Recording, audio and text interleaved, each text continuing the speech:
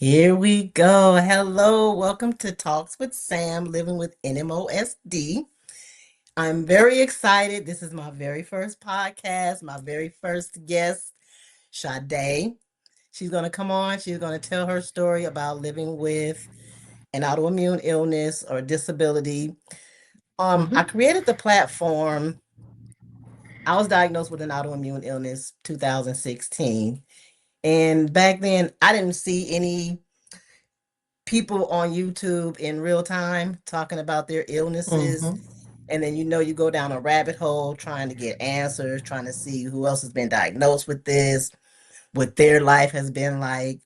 And so I decided to put this podcast together and have people come on and tell their stories Mm-hmm. in real time. Mm-hmm. So caregivers, friends, family members, they can find this information and share. So before I introduce the guest and have her talk, give the video a thumbs up, please. YouTube looks at a certain algorithm.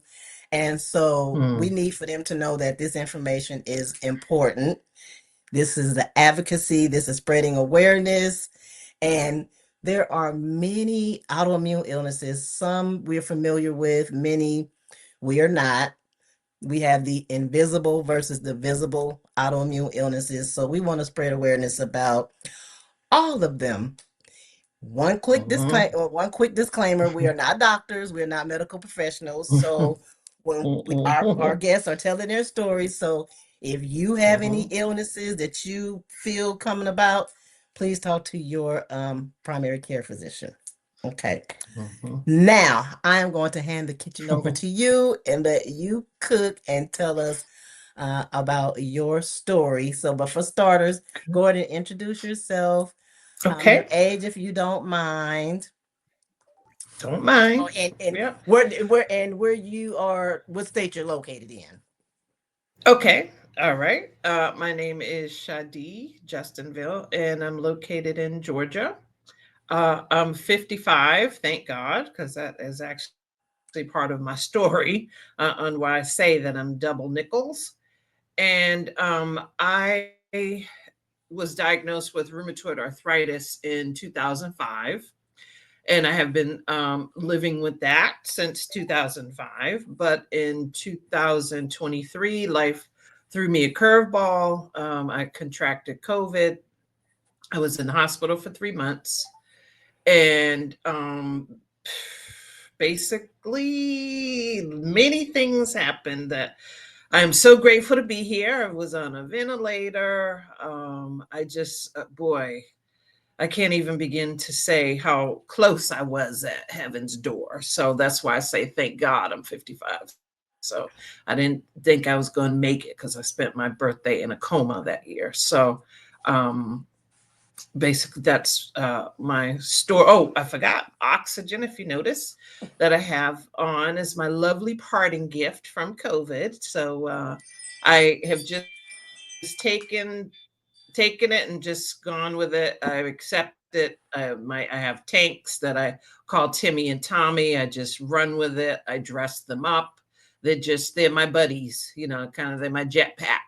And when Okay. I'm at home, I have Oscar, the oxygen concentrator, and he runs pretty much 24 hours unless I'm outside. Then I take my tanks, but just kind of something to make it fun, just to get past something that could have broken me but didn't. So, I just kind of take it in stride.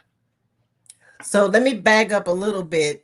So Mm-hmm. before you were Yep. diagnosed, can you tell us what life Mm-hmm. was like before the RA came about? Yes. Yes. Life before RA was staying a stay-at-home mom with one daughter at the time. I was diagnosed when she was 2. So having a toddler and an autoimmune disease is not for the faint at heart. It I, was very difficult, but there's some days I couldn't get out of the bed and feed myself, hold a toothbrush, anything. But the good thing is I think it taught compassion and empathy early. in my daughter. So I see that now that she's a grown woman. She has such a heart for other human beings. And when I was pregnant with my second daughter, it was really hard to be pregnant with rheumatoid arthritis. And I had a doctor that just did not listen to me. We were not team members. He just always said I was going to go into remission because statistics show you're going to go in remission, any day now, any day now. It's like the whole 9 months, I did not go into remission. And I wanted to punch him in the face like every time he said that, because it's like, it's not going to happen. Obviously, I'm that 1% or 5 or whatever the small percentage is that doesn't go into remission. So that was a hard time navigating with not the best rheumatologist at the time, because it just was new, and he just, like I said, wasn't a team member and wasn't listening to me. So that led me to, once I did have my daughter, my baby, to get a different rheumatologist. I ended up finding one that was more of a team member, and just having more of a plan and seeing me as a whole person, not just a statistic. So, rheumatoid arthritis. Now we hear about Hmm. arthritis. Can Yes. you kind of explain like the Hmm. difference with rheumatoid Difference. arthritis and Mhm. where it affected you and how? Okay. Rheumatoid arthritis is an autoimmune disease. It basically, the immune system attacks the joints in the body, and that could be any joint from your jaw to your toes. And it affects your immune system. You're often sick a lot because of, you can't fend off as many germs as anybody else. That, well, I guess anybody with an autoimmune disease has a lower immune system, but it really affects the immune system. And then it depends on what kind of treatment and therapy that drugs you're on. And for me, it's Rituxan, which is an infusion that I go to every 4 months. It's a Okay. day long thing, takes 6 hours, and they basically give me IV infusions for 2 visits, 2 weeks apart, every 6 months. I mean, excuse me, every 4 months, every quarter. So that is to help my immune system really damp it down so it doesn't attack itself. But it's kind of a catch 22, because you want a healthy immune system so you don't catch everything, but then you need those kind of drugs to keep your immune system running well. And with RA, the joints get really hot, they can get swollen, and you can have stiffness like the typical osteoarthritis that most people know about. But like I said, the difference is feeling sick, with fatigue, and I have sinusitis a lot, which is hard with oxygen, where you just always stuffy. But it affects different people differently. I have a mom who has RA as well, and it is still inconclusive whether it's hereditary or not. That's what I was getting ready to So, I ask. mean, Was it hereditary? yeah, I assume that that's kind of the line that it came down, but it's still not 100%, because there's some people that some circles, medical studies that believe it is, and then there's some that don't. So it's hard to say. But for me, So, mhm, no, go go ahead. If ahead. you, So for well, me, my joints that were affected the most in the beginning were my feet. yeah. Hmm. Okay, your feet. Now, what Yes. did that look Yep. like? So, was it like hard to walk? Did your toes, kind of stiffen Impossible up? to walk. One day I woke up and my trying to get my feet on the floor from the bed, and I just started bawling, because just to put pressure on them hurt. It just hurt to touch the floor. And I was just like, oh my God, I didn't know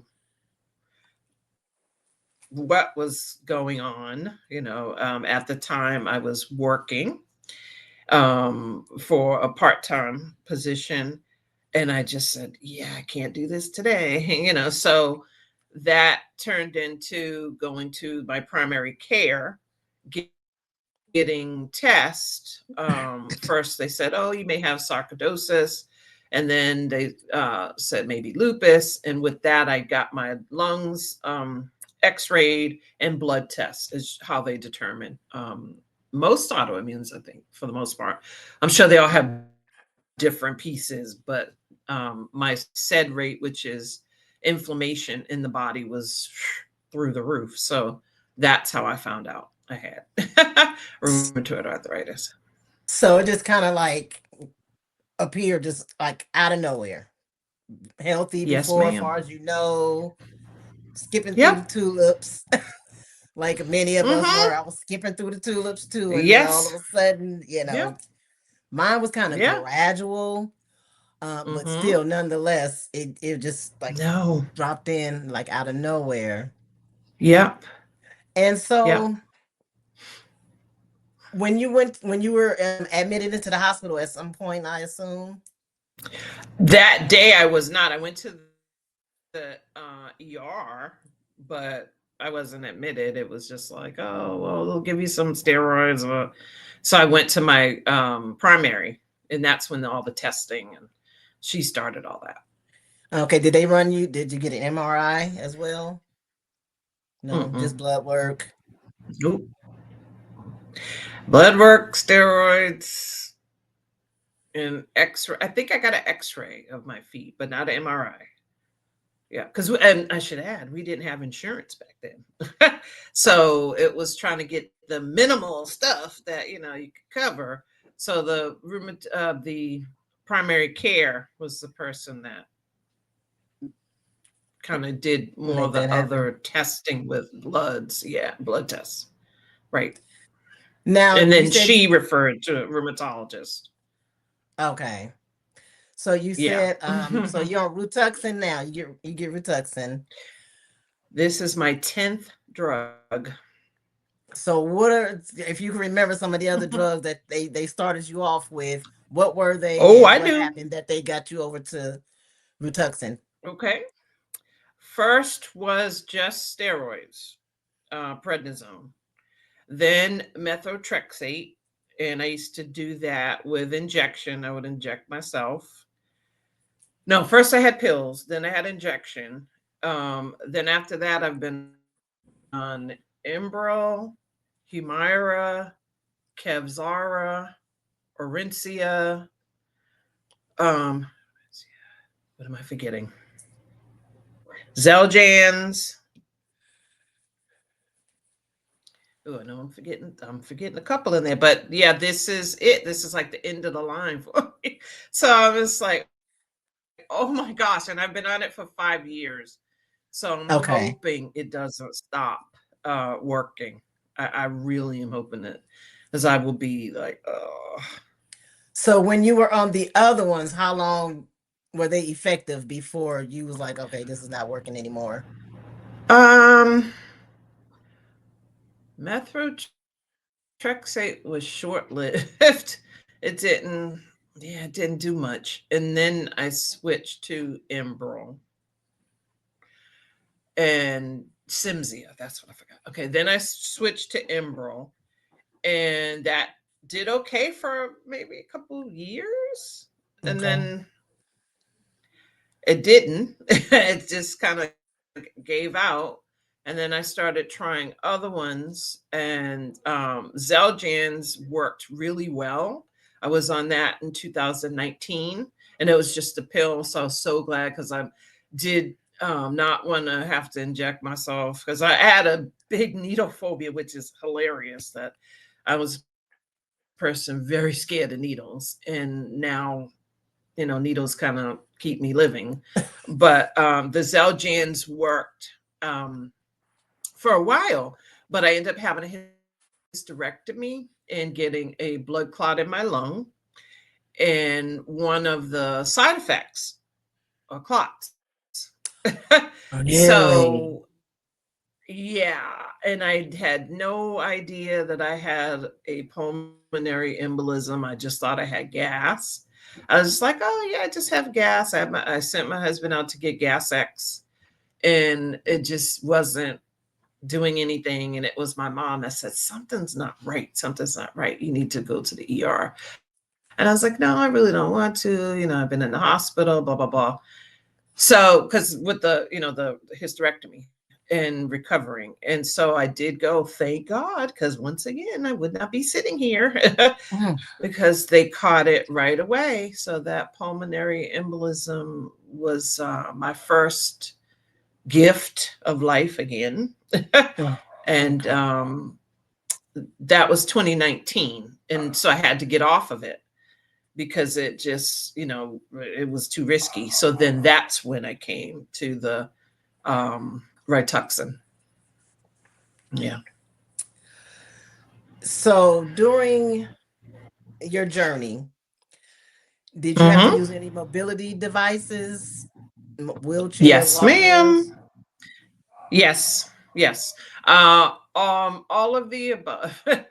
it's I had a cane at home. That's how I would actually get back and forth when I was pregnant, to just try to get out of the car and get into the doctors and wherever I needed to go when I could walk. So I did use a cane, and those were kind of on the good days. And I had a walker when I was in the hospital learning to walk again from the COVID situation, because my muscles were so weak for being in the bed that long. So that was how I began to learn how to stand first with my walker.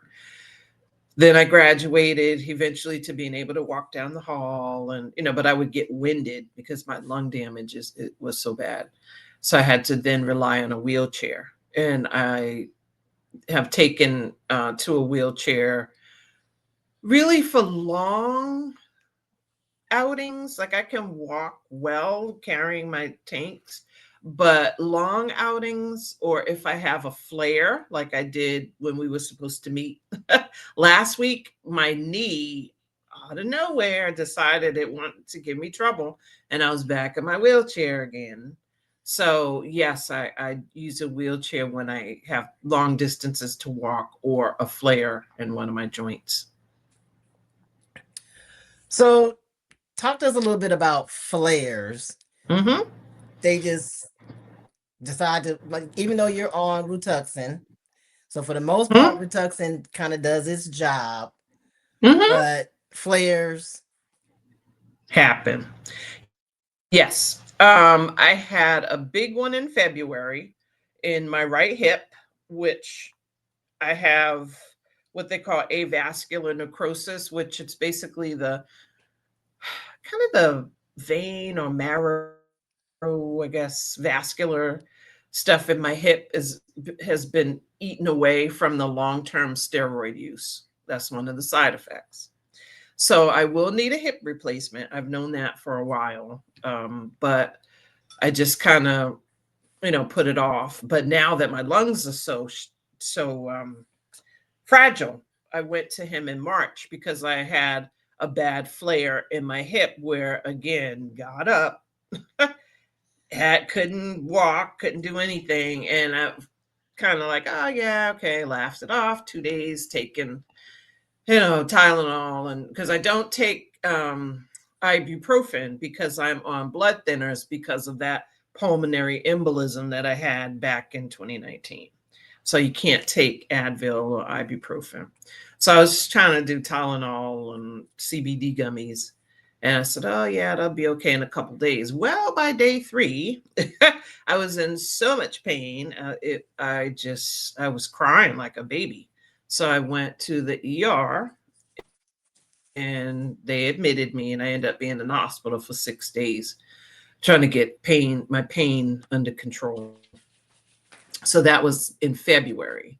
And then like I told you last week, my knee on the opposite leg just decided it wanted to have a party and make some noise. So that decided that I just kind of said okay, And I did not have to be admitted, thank God. I was able to just kind of get into my rheumatologist, and he was able to give me some pain medicine and take it easy, and the usual rest. And I can't do ice for some reason, but I'm better with heat. So even though inflammation is heat, but for some reason ice makes me so uncomfortable that I kind of scream. So Okay. rest and heat. Mm-hmm. Yeah. Whew, I tell you. Tell us about the COVID situation. How did you contract Okay. COVID, if you recall? From my husband. My husband. Really? Yep. So, Everybody in the house got it. There were four of us at the time because my eldest was away at college, and he was first. I had no idea.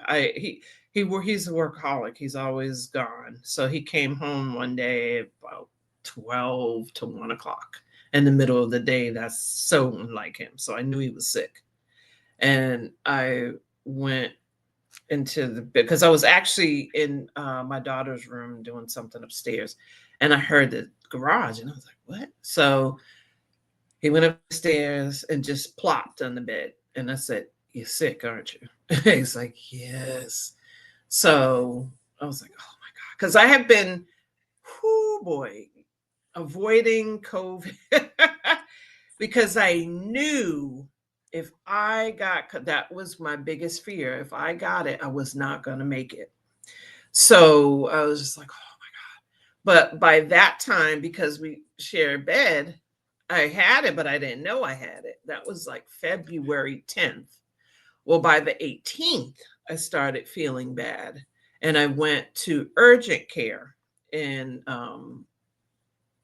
got the COVID diagnosis and said, oh man. So then I got that Pavlovid stuff, took that, it didn't help? didn't work for me. Nope. Oh, I was sick from February 18th and then on March 3rd. And this is people telling me because I remember the first I remember from February 18th to March 2nd because that's my mom's birthday.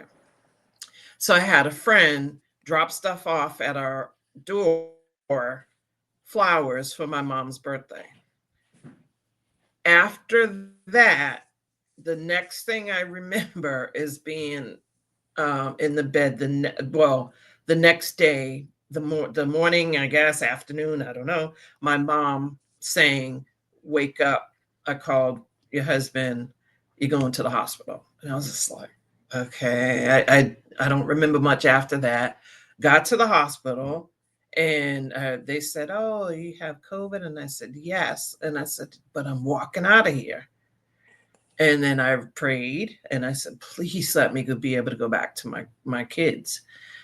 And that's kind of all I remember. And I got from that triage, went up to a room. And between that time and going I was in the ICU for a month and a half, but I only remember like the last bit of the ICU before I was getting ready to go to rehab. So I don't have any recollection from like that March 2nd time to, I don't know, like maybe March 30th or 31st ish, April 1st. I really have no idea because I was not conscious. So wow. yeah. Mm-hmm. When we talk about warriors, we are warriors. When they say Yeah. God gives his toughest battles to Mm-hmm. those who can handle Yeah. it, because when I say Mm-hmm. I don't wish NMO on my worst person, I Right. can, Yeah. I think that you would Mm-hmm. agree, Yes. especially Right. with all Yep. of those knocks at death's door trying to call you Heaven's in. door. Yeah, yes, and Yeah. God is like, not Mm-hmm. yet. You not. It's not time for you to Right. come in. So, go on back Mm-hmm. and help whoever you can help. Yeah. It's Mm-hmm. amazing. So, Mm-hmm. what was your support system like? Did you have a lot of support when you were Yes. going through your Oh yeah. journey? Yes. From day one, I've had all of my family. There are five of us in the house, Okay. and like I said, my children have been taught empathy and compassion just by what I've gone through. And they know that, there sometimes I can do stuff, there's sometimes I can't. But I've asked them if they have ever felt slighted or shorted, that they had a mom that could do as much. I did a lot. I mean, like I ran Girl Scout troops and camped and all that. So when the times were good, they were good. So they didn't miss out on too much stuff, but the support from them has been phenomenal. My mom has, I can't even begin to tell you what she's meant in the last 20 years of just being there, knowing, even though my RA is a little worse than hers, but knowing what RA feels like, and, just being there as a support system. And then my husband and community. I have awesome friends. I have one friend that when I was in the ICU, the walls were bare. And she asked my nurse, she said that, can she have pictures in here? And he said, yeah, she can have just anything but flowers that are live. Well, the next day, from what I hear, she came, she put up all this whole wall. So when I woke up, I saw my favorite sports team, the New England Patriots, Okay. saw my Marvel character I love, Black Panther, and pictures, different pictures, because she's my co-Girl Scout leader, different pictures of us with the girls and the troop and my mom and my husband. And I mean, just my whole wall looked like, oh my, I mean, I couldn't talk because I had a trach, but I was like, Oh. just so excited just to be able to see when I was, conscious again, able to see that it's like, Mm. oh. So that kind of support. And then I had another that would just come and sit with me and hold my hand. Again, I couldn't talk. And Okay. she would rub my hands and just my shoulder, just whatever it took, just the human touch. Another one would come and she would do my hair. She washed it, braided it, just would put lotion on my body, because I mean I couldn't even lotion myself when with the COVID thing. And then I've had friends throughout the years when I was pregnant with my younger daughter that would come and they would bring meals and set up my Christmas tree and grocery shop. So I mean I've had a huge support network over the years of dealing with RA. I don't know where I would be if I didn't have that, because it really makes a difference. It does, and I It really just can't does. say enough. I'm glad to hear that you had a great support system because some people don't. You know, Yeah, some I people know. lose friends Yep. over the journey. I lost friends over my Mm. journey. Mm-hmm. So I just had to turn what seemed negative into, Positive. positives. So Mm-hmm. it just left room for, the right people to step in and be a part of my life. And Right. so when I look back over my journey, um, mine was a long journey as well, but nowhere near you've been dealing with this since '05, Yeah. right? Mm-hmm. So that's a very long time. Now, Mm-hmm. are you in any other Facebook groups or did you turn to that Yes. for support? Yes. My first one was called RA Chicks. I think they have since changed the name. I think it's now Autoimmune Sisterhood now on Okay. Facebook. And in others about my oxygen, because that was the thing, that was the newest thing that I had to learn how to work with, so was oxygen. So I'm like in a breathers group, what I call breathers. I think it's called oxygen breathers, whatever. I know the full name, but that's one of them. And then into inter oh gosh, I'm gonna mess this up. Interstitial, Cellular? it's Oh, ILD, but it's the lung okay. damage that I have from the COVID. And then long COVID support group. Yeah, I find community wherever I can. Yeah, I really do. And I'm in some disabled community groups. Like, I just try to be a person that's positive and reach out and talk to others, just to have, community with people that have been there, and also see how I can help somebody else. And that's why I wanted to do this today, just how somebody else might be, maybe they don't have the support or know or have the right doctor. Because notice I say team, as I do have a team of doctors. And that makes a huge difference when you actually have a relationship. And if you don't please people, fire them. If they don't work for you, fire. You heard Because what she it just, said. it's not worth it. Your health is above all else. So no being, Mr. or Mrs. Nice Guy, just like it's not working, fire. So Li- For the people, listen up. She is absolutely correct. What I've learned, we have to be our own best advocates. You have to yes. advocate for yourself. I can understand Yes. sometimes it's hard. People don't really know how to advocate for themselves. So, Mm-hmm. hence another Right. reason for this podcast and Yep. for people like you Right. coming on here to encourage Yep. and tell people, Yep. to advocate for yourselves. Yep. Don't be Yep. afraid to speak up. Like you said, they work Right. for us. I don't care what Mm-hmm. degrees they hold, and Be nobody knows our okay. bodies better than we. Right. You know your body Right. best. So if you say something is Exactly. not right, then it's not right. I recall Mm-hmm. when I was first diagnosed, the small, because you're in unfamiliar territory. So the smallest Yeah. things that would happen, 911, I need to get to Yeah. the emergency room.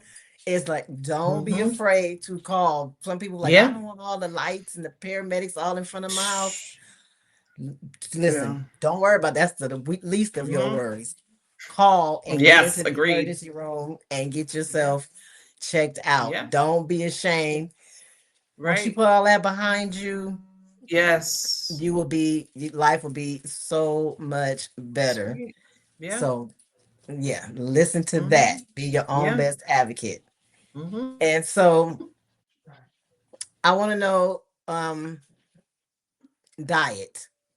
Did you change anything in your diet along your journey? And if so, do you think it helped any? Um. Yes and no. Okay. There are times that I did, like, for some reason, tomato sauce and didn't always agree with me, back in the day. So I kind of stopped doing it for a while. But I started seeing a nutritionist who is really kind of, I don't want to say natural based, like, she's holistic, but she just has a natural approach to things. And she turned me on to kombucha and trying to have me work on my gut health. So I never knew how important that was. And that's just been, again, since the COVID. And I wish, back in the RA days, it was different. I mean, I'm not saying back in the RA days, but I still am in the RA days. But when it was just RA, I wasn't as much as a stickler as I am now with the gut health thing. I mean, I'm not Okay. obsessive, but I'm just saying the fermented foods have made such a difference with my gut health. And I just really am, I can't say enough about that. And kombucha has been a game changer, because another part of the RA is feeling like nauseous and like you have the flu. I mean, it's often like you have the flu feeling with rheumatoid. And, Right. I've noticed I'm able to have tomato stuff now, and I'm not as nauseous. And so I've been trying to keep the fermented pickles and sauerkraut and kombucha. So those things I've stuck with. Now, other things like cutting sugar, that's my. Mm, I'm gonna be honest. Ooh. That's that's the hard one for me. Listen, you do not So have to tell me yeah. twice, because that is my downfall. Now I did really Yeah, well that's my the hard early one. on because you know when you Hmm. first diagnosed, you want to do everything that you can do to help Yes. yourself, heal yourself. Right. So back then, Hmm. I was dairy free, sugar free, all kind of free you could think of, gluten Right. free. Right. I Yeah. was like, I mean, and so when we talk about steroids, right? They Hmm. it makes you gain weight, but it's a Yes. different kind of weight. They call it what moon face or Hmm. something. Moon Because I was face. all the way up to like 200 pounds with Hmm. the prednisone. Hmm. Yep. And then once the doctor started to wean me off, and I went all the way free. Because let me tell you, when I was in the Hmm. hospital, I was terrible. I had a junk drawer next to me. Then I called myself being smart, right? I said, okay, Okay. I'm gonna cut out the sugar. So I bought sugar-free cookies, sugar-free donuts, sugar-free. Like, come on now, it's still junk food, So Right. I thought I was being slick, but no, I wasn't. Right. But yeah, for me, diet did help. I feel like Hmm. when we talk about pain, Hmm. my pain was excruciating. I'm sure you know all about pain, but my pain was so intense to where I would just like holler. Like I had no control over it. And I Yeah. lived in an apartment at the time. You could hear me all the way to the front of the building. That's how Yeah. just how those spasms were. They were just Yeah. awful. That's a whole different story. But I Hmm. really feel like for me, when I did go Hmm. free on a lot of those things, I feel like my Hmm. pain levels went all the way down. I would say like from Hmm. an 8 down to like a 3, like literally. That's good. And I weaned Right. myself off of I was on maybe like 6, 7 medications or something like that when I came home. And I'm just like, what is Hmm. this one for? What is this one for? I weaned myself off of so many Hmm. medications. I got all the way down to like one. And Mm. people, don't you do this. Listen to your Right. doctor, but listen to your body as well. Right. So if Hmm. disclaimer. So this is just what I did. Yeah. Yep. And but again, Right. I think diet is important, and like you said, the gut health. Now it's really starting to come out. The gut and the brain Mhm. tied together, and leaky gut syndrome and all of that stuff is Right. real. Yep. And Hmm. we don't know any of this, so all of this is kind of coming aboard, and people are really starting to become more aware of all of Hmm. these things.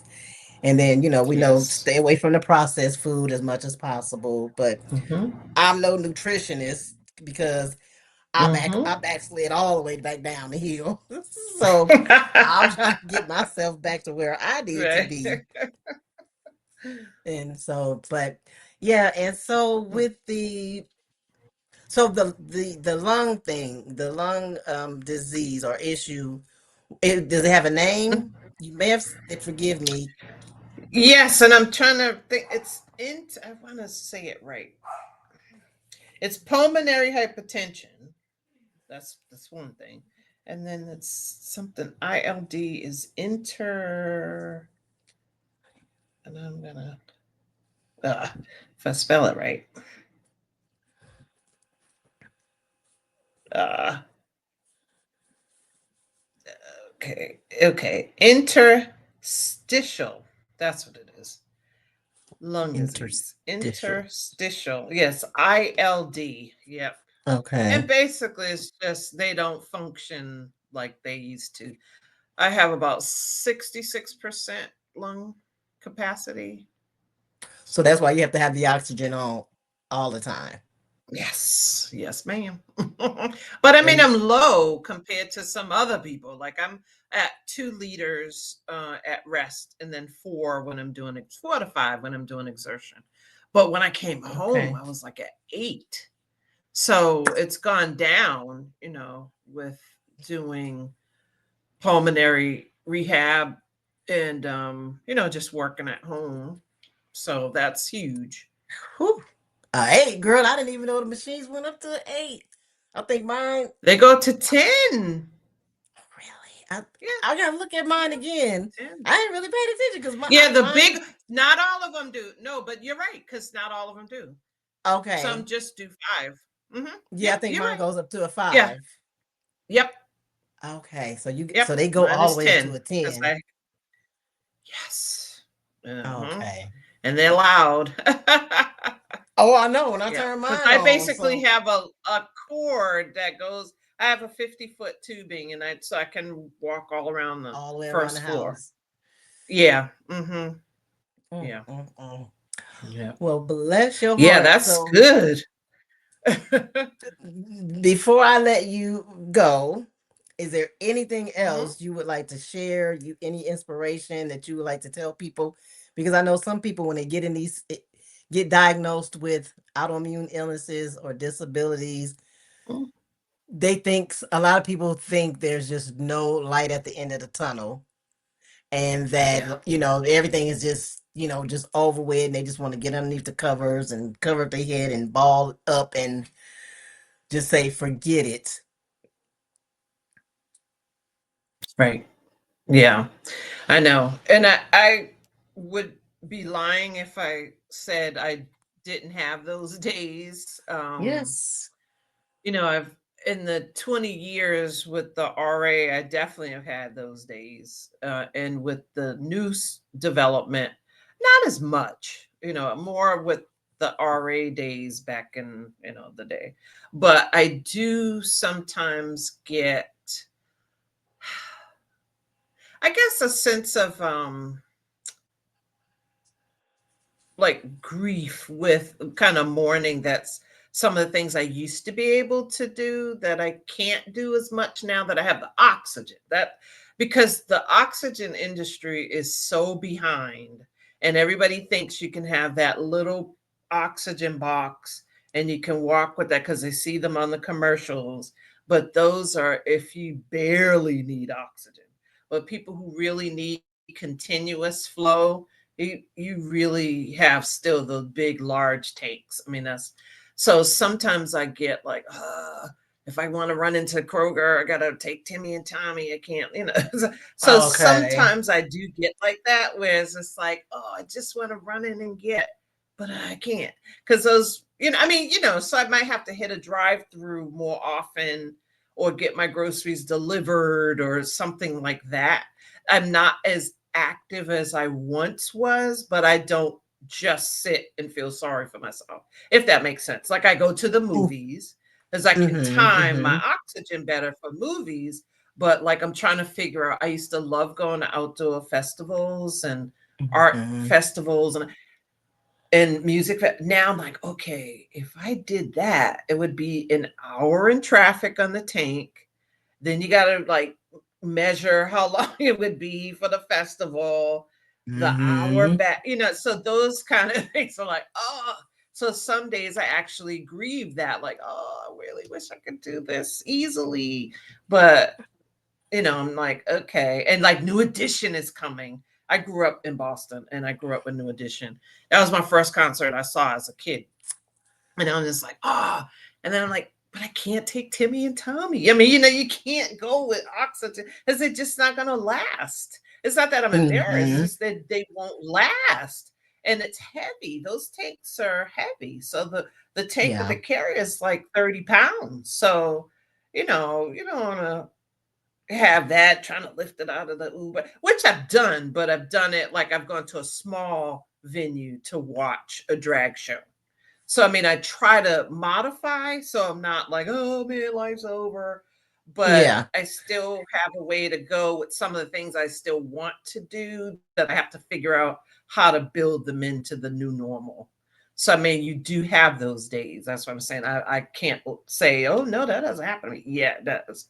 But try Okay. to be innovative and say, okay, but maybe I could do this. You know what I mean? So I know the light at the end of the tunnel.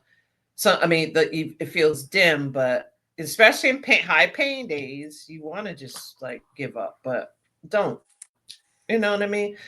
Don't. There are people that if you call them and say, so and so, can you just listen from right now? I'm feeling blah blah blah.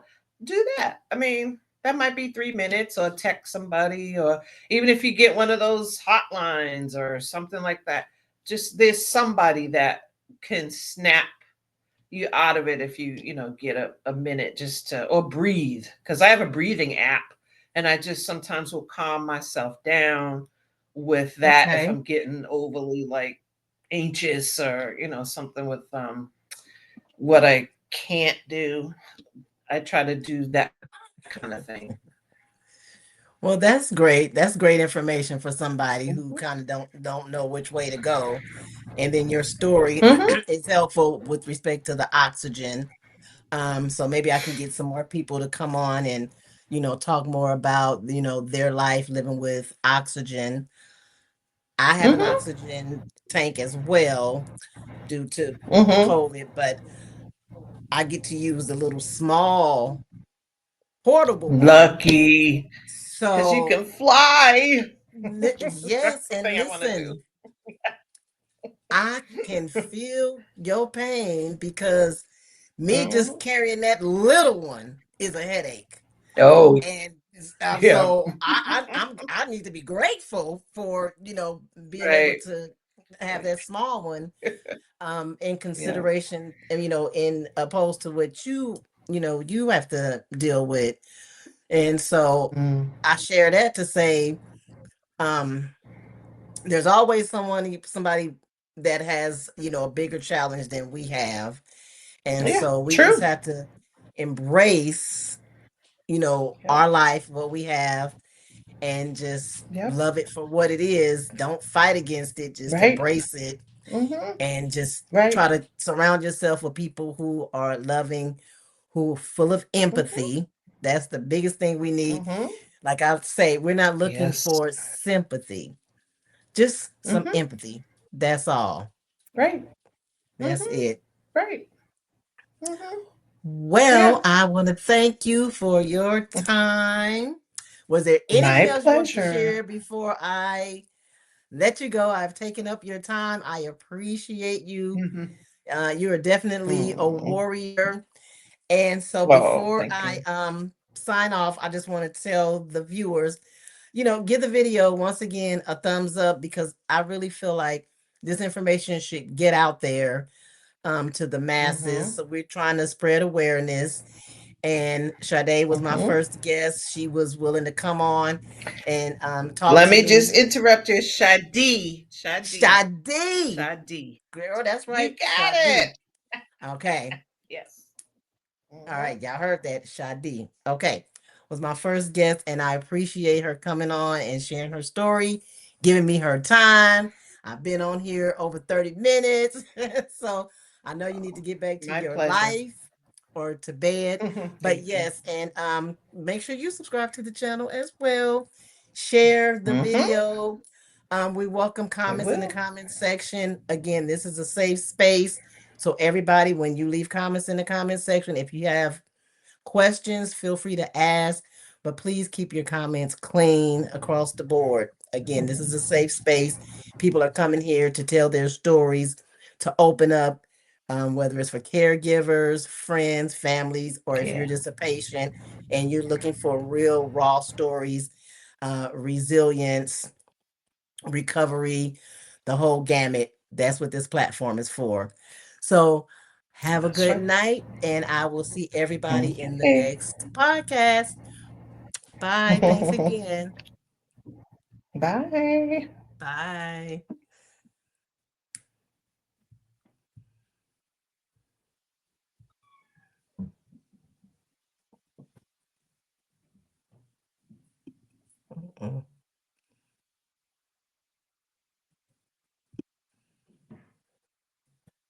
Uh,